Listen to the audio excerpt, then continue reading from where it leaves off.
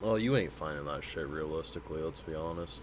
Unless it has like a glowing effect underwater. I don't even know why I bother talking. All armadillos. I was about to enjoy the armadillos, but that's fine. Can we just take a minute to appreciate that a character got brought back with the sole purpose to study the petrification device and immediately killed himself with it? Darwin Award. Make sure to drop a like, show your support, subscribe if you're new around here, Patreons where I catch my full live reactions and exclusives. Do forgive my voice, I am recovering from tonsillitis, so the unenthusiastic nature of my voice isn't because, oh, he hates the episode.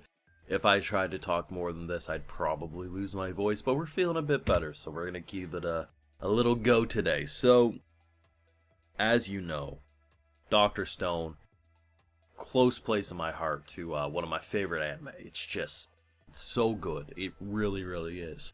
The thing is the way Dr. Stone utilizes what normally would be plot devices in any other show and has them be like, no, that just kind of makes sense. Like, what they do just naturally makes sense.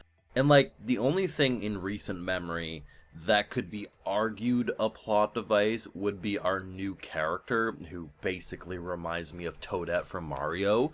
But even then, I don't think she classifies as one, because had they not introduced her with the purpose of her being able to understand the land, the number of characters that are already on screen and have been introduced that could have served that exact purpose, and you could have given a flashback to say why they understand land and things like that, would have been perfectly acceptable.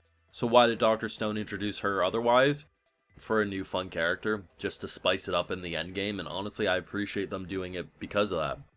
But a big one would be, how are we going to get a map? So basically, how are we going to fax a map to the other side? That's impossible, right? Like, unless they build a fax machine, but there's no way to get the fax machine to the other side as well. Oh, we're going to, Morse code, which has already been invented for them, right? But the fact that they spend God knows how many hours, and then you have to, okay, we got this point of, okay, and they fill it in. Like, when you see the finished product, you're like, are you kidding me? Poor Genman he had to have carpal tunnel when that was all said and done. But that's what I like about this show, is that we're rushing to get to the source, right? Ground zero of where everything happened. In theory, we might be able to find the original Medusa. I mean, it's entirely possible there will be nothing there when they get there, but in theory, I mean, if it is there and Stanley gets to us, we might be able to freeze his ass and we'll be A-okay.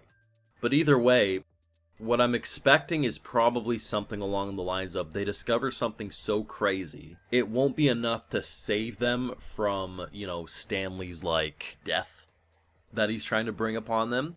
But I think, given what we're going to be dealing with, I wouldn't be surprised if Buddy's like, hey, Stanley, don't shoot them.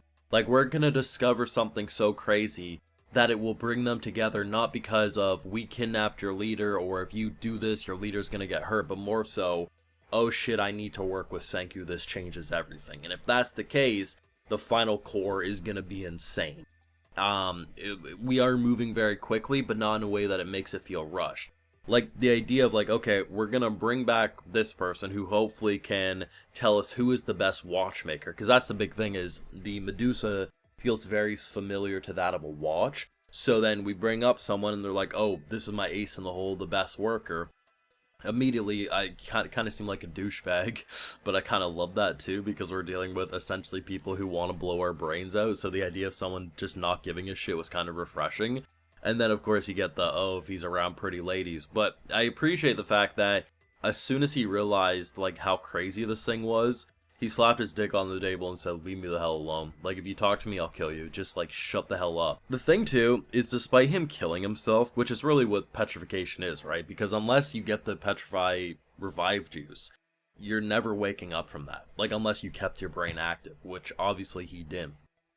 So the idea that he's like, okay, they told me not to do it, but I'm interested. He only did 1 meter in 1 second, so essentially it was only ever gonna hurt him, which I appreciate. It shows he's not, like, willingly putting other people in danger. And hell, if they brought him back once, I'm sure they can bring him back a second time, right? But I appreciate the fact that probably one of the most crucial characters at this point immediately is like, Huh, I wonder. It's kind of funny, man, because petrification used to be such a terrifying thing, and at this point, it's only terrifying if a global burst happens again. Now, granted, if we run out of revival fluid, sure, but it is kind of funny that what used to be one of the greatest threats has now become something that we've learned to just live with. It's kind of like a lot of natural disasters in the world, like tornadoes and tsunamis. We prepare so much better in so many different ways that once, used to be like, well, if it happens, we're screwed and we have to restart or we're going to die, is now we can deal with it. And it's funny because now the biggest threat currently isn't the petrification anymore. It's the fact of guns and those who are trying to hurt us. We've just gone back to human basics of that our greatest threat is no longer this alien beam thing, it's each other.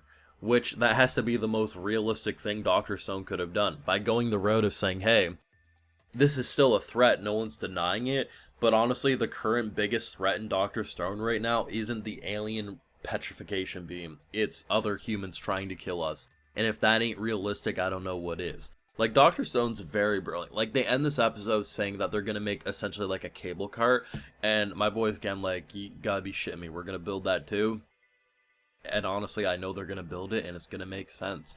One of the little things I really liked about this episode is the balance issue. So the idea that if we're gonna be climbing mountains, we have to make each of the bikes as evenly distributed as possible. So Sankyo ends up making a scale out of a couple of tires and stuff, and the idea of being able to balance out to see who fits the best is actually really clever, and honestly kind of reminded me of Death Stranding, just without Death Stranding mechanics, because it's like, if anyone's played those games, sometimes you want to travel up a mountain, but your vehicle have different ideas, and you'll end up abandoning it, going on foot, but sometimes if there's a will, there's a way. You can use the physics, and you can wiggle up that mountain one way or another. But I don't know, it was a good episode. Like, it kind of goes back to the basics. It reminds me of some of the earlier stuffs of Dr. Stone, but it also reminds me that we are so past what used to be considered the big threat. Like, here's the thing, right? In season 1 of Dr. Stone, and like season 2, we had Stone Wars, right?